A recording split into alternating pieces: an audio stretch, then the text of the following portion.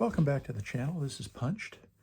We're continuing to talk about the Guderian Crosses the Meuse game, part of the Armored Knights series by Grognard Simulations. This is turn 10. It's the 0400 turn on 14 May 1940. We just concluded the German operations phase. It took about 25 minutes. That's not terribly bad, I think, with the number of units that were being moved. There were only 2 combats this turn. The combats took place here, and they were against a couple of half battalions of French infantry. I can tell you that the combats were very definitely one-sided. We can take a look at the raw information on the combats right here. So in the first combat, it was a 3-hex hasty combat. It was taking place right at this location.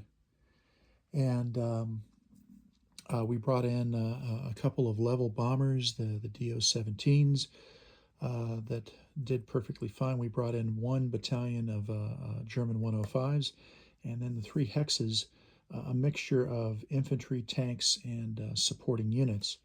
So basic combat proficiency roll. No problems there. It really had no effect either in a positive or negative direction.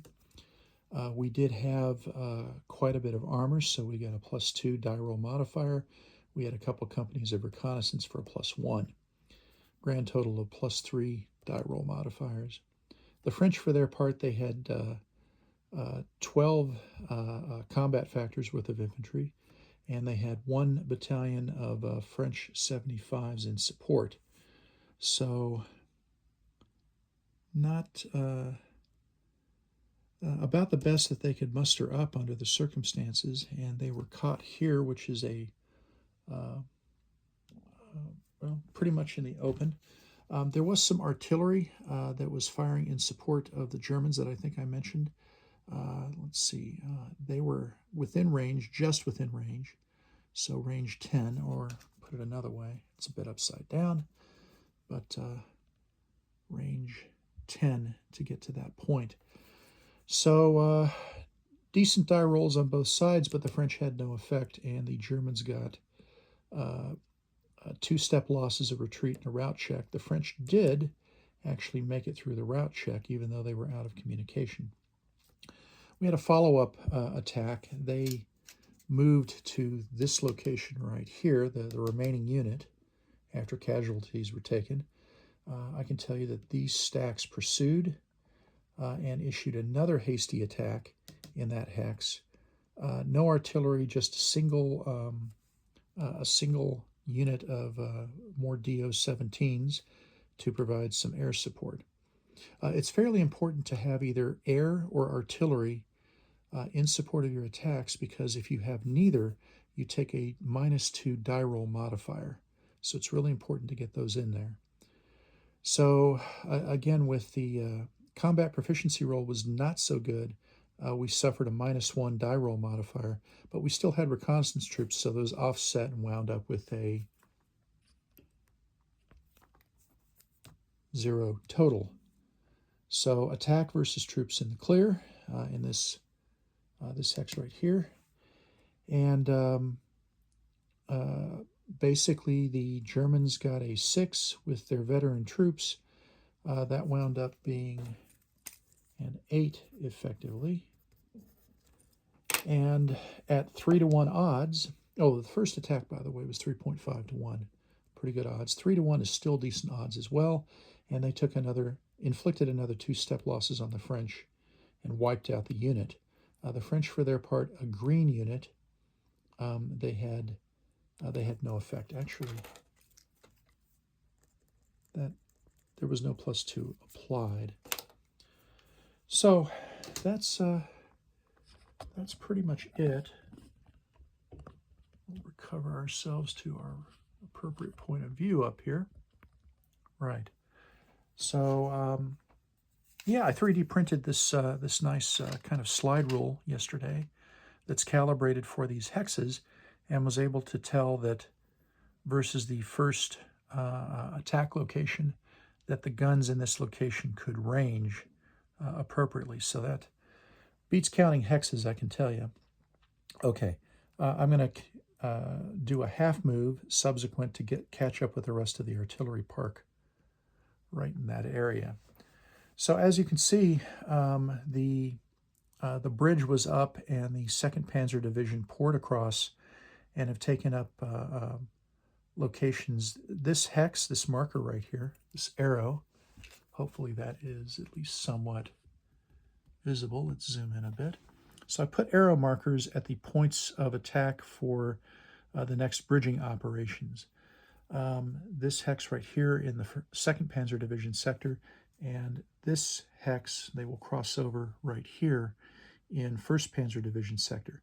When you're doing a river crossing, it's fairly important to look for the right locations, because with the locations that I picked here, there is only going to be one hex.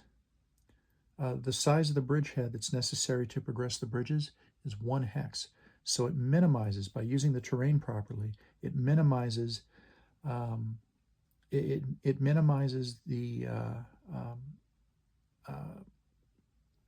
size of the bridgehead, so that it's a lot easier to actually progress the bridges. As long as you hold a single hex in the bridgehead, you can progress across. So that's a pretty good thing. Note that down here in the south, I've moved the Grossdeutschland infantry regiment. There is still a bridge up here.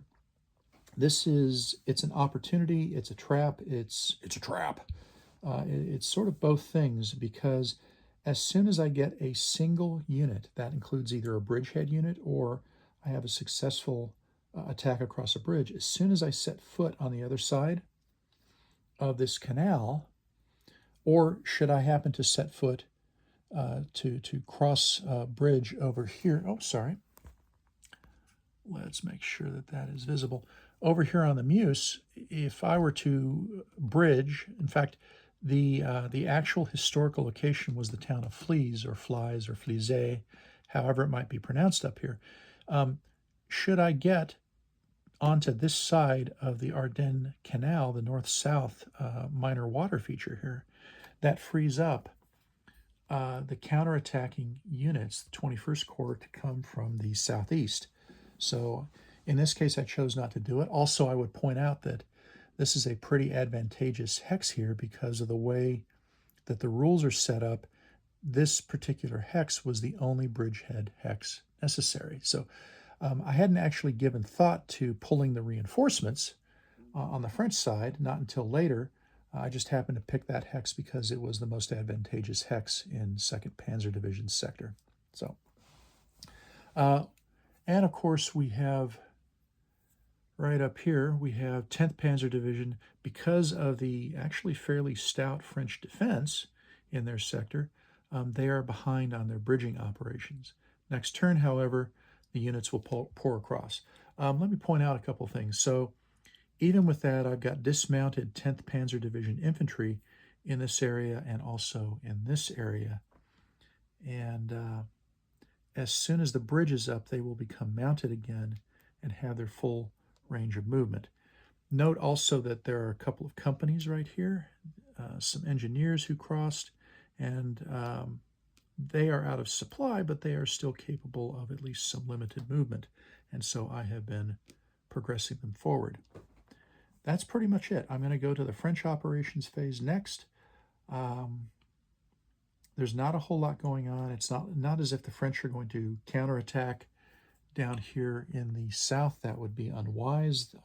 They would give up their advantages of the river crossing and the fortified hedgehog. So they are going to stand pat. I think mostly the French units will be focusing on distributing themselves properly, taking care of the traffic jams on some of the limited roads in this area. And that should be it for turn 10. Hope you liked the video. Of course, hit the like button if you like, subscribe if you like as well. I'll make another video showing, I think, the completion of turn 10 and the French dispositions at that time. Okay, today is Memorial Day, so remember what Memorial Day is about. All right, take care, and we'll see you down the road.